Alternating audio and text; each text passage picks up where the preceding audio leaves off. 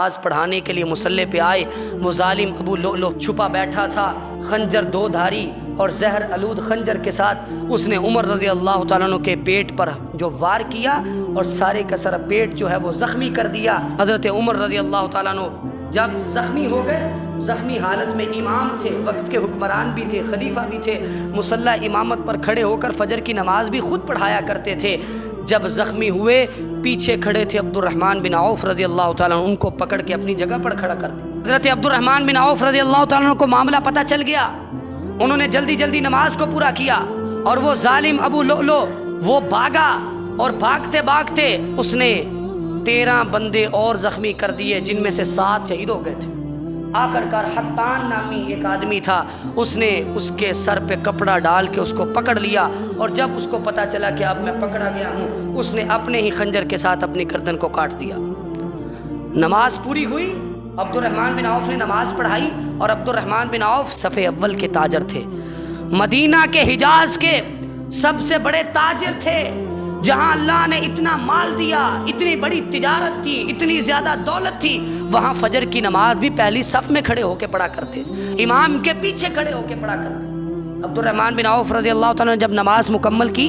مختصر نماز پڑھائی، عمر رضی اللہ تعالیٰ کو اٹھا کے گھر لے جایا گیا۔ عمر رضی اللہ تعالیٰ نے فوراً کہا، اے عبداللہ بن عباس، جا کے دیکھ مجھ پر وار کرنے والا کون ہے، کوئی مسلمان تو نہیں؟ جا کے دیکھا،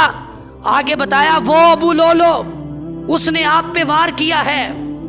آپ رضی اللہ تعالیٰ عنہ کہنے لگے، اچھا وہ کاریگر، اس نے وار کیا ہے۔ پھر ساتھ اللہ کا شکر ادا کیا، اللہ کا شکر ہے کہ مجھ کو شہید کرنے والا کوئی مسلمان نہیں ہے، کافر ہے،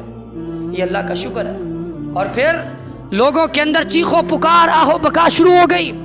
بعض لوگ کہنے لگے بچ جائیں گے، بعض کہنے لگے اب نہیں بچیں گے۔ اتنی دیر میں آپ کے سامنے نبیذ لایا گیا، آپ نے نبیذ پیا، سارے کا سارا پیٹ کے راستے سے باہر آ گیا۔ پھر دودھ لایا گیا، سارے کا سارا پیٹ کے راستے سے باہر آ گیا، یعنی پیٹ کٹ گیا تھا، کوئی چیز اندر رہ نہیں سکتی تھی۔ پھر لوگوں کو یقین ہو گیا کہ اب عمر رضی اللہ تعالیٰ عنہ نہیں بچیں گے، اور آپ رضی اللہ عنہ نے سب سے پہلے اپنے بیٹے کو حکم دیا، جاؤ حضرت عائشہ رضی اللہ تعالیٰ عنہ کے پاس جاؤ، اور جا کے ان سے کہو کہ میں اپنے دونوں ساتھیوں کے ساتھ دفن ہونا چاہتا ہوں، اور جا کے یہ نہ کہنا کہ مجھے امیر المومنین نے بھیجا ہے، بلکہ یہ کہنا کہ مجھے میرے والد عمر نے بھیجا ہے رضی اللہ تعالیٰ۔ کہیں ایسا نہ ہو کہ مجھے امیر المومنین سمجھ کر وہ اجازت دے دیں، اب میں امیر المومنین نہیں رہا، اب تو میری شہادت ہونے والی ہے۔ گئے عبداللہ بن عمر، جا کے حضرت عائشہ رضی اللہ تعالیٰ عنہ کے گھر کے دروازے کو دستک دی، اجازت ملی، سوال کیا کہ میرے باپ نے یہ پیغام بھیجا ہے۔ کہنے لگی کہ اے عبداللہ، یہ جو جگہ ہے، یہ جو قبر کی جگہ تھی اس حجرے میں، وہ میں نے اپنے لیے رکھی تھی، لیکن آج حضرت عمر رضی اللہ تعالیٰ عنہ کی شخصیت کو میں اپنے آپ پر ترجیح دیتی ہوں، اور میں اپنی جگہ پہ ان کو دفن کرنے کی اجازت دیتی ہوں۔ اور حضرت عمر رضی اللہ تعالیٰ عنہ کے بیٹے عبداللہ جب واپس گئے،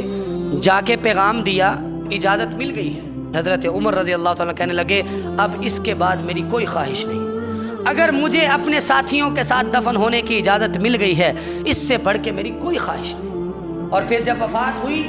دفن کر دیا گیا، اور جب نعش کو، میت کو چارپائی پر لٹایا گیا، تو حضرت عباس، عبداللہ بن عباس فرماتے ہیں کہ میں بھی لوگوں کے ساتھ کھڑا تھا، لوگ آپ کے لیے دعائیہ کلمات کہہ رہے تھے، میرے پیچھے سے ایک شخص آیا، اس نے میرے کندھے پر ہاتھ رکھا، میں نے دیکھا تو وہ علی رضی اللہ تعالیٰ عنہ تھے، اور وہ یہ کہہ رہے تھے کہ اے عمر، اپنے بعد تو نے کوئی ایسا شخص نہیں چھوڑا کہ جس کے اعمال کو دیکھ کر میں یہ تمنا کروں کہ جب میں دنیا سے جاؤں تو میرے اعمال اس جیسے ہوں۔ یعنی حضرت علی یہ تمنا کرتے تھے کہ میں دنیا سے جاؤں تو عمر رضی اللہ تعالیٰ عنہ جیسے میرے اعمال ہوں، اور ساتھ یہ بھی کہا کہ مجھے یقین تھا کہ آپ اپنی وفات کے بعد اپنے دونوں ساتھیوں کے ساتھ دفن ہوں گے، کیونکہ میں نے اللہ کے رسول صلی اللہ علیہ وسلم سے بار بار یہ سنا تھا، آپ یہ کہا کرتے تھے، خرجت انا و ابو بکر و عمر، ذهبت انا و ابو بکر و عمر، دخلت انا و ابو بکر و عمر، میں اور ابو بکر و عمر گئے،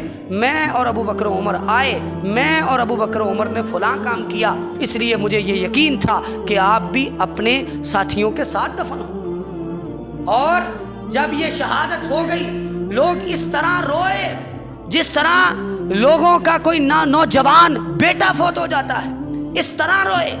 اور حضرت عبداللہ بن مسعود جب بھی یہ بات یاد کیا کرتے تھے، حضرت عمر رضی اللہ تعالیٰ کی شہادت ان کو یاد آتی تھی، زار و کتار رونا شروع کر دیتے تھے، کنکریاں بھیگ جاتی تھی، زمین بھیگ جاتی تھی، اور ساتھ یہ کہا کرتے تھے ان عمر کان للاسلام حصنا وحصیرا، حضرت عمر رضی اللہ تعالیٰ اسلام کے لیے مضبوط قلعہ تھے، مضبوط دروازہ تھے۔ ان کے دور میں لوگ اسلام میں داخل ہوئے، ولا یخرج منہ، اسلام سے نکلا کوئی نہیں، لیکن فلما قتل عمر، جب حضرت عمر رضی اللہ تعالیٰ کی شہادت ہوگی، ان سالم الحسن، مضبوط قلعے کی جو دیوار تھی اس کے اندر شغاف پڑ گیا۔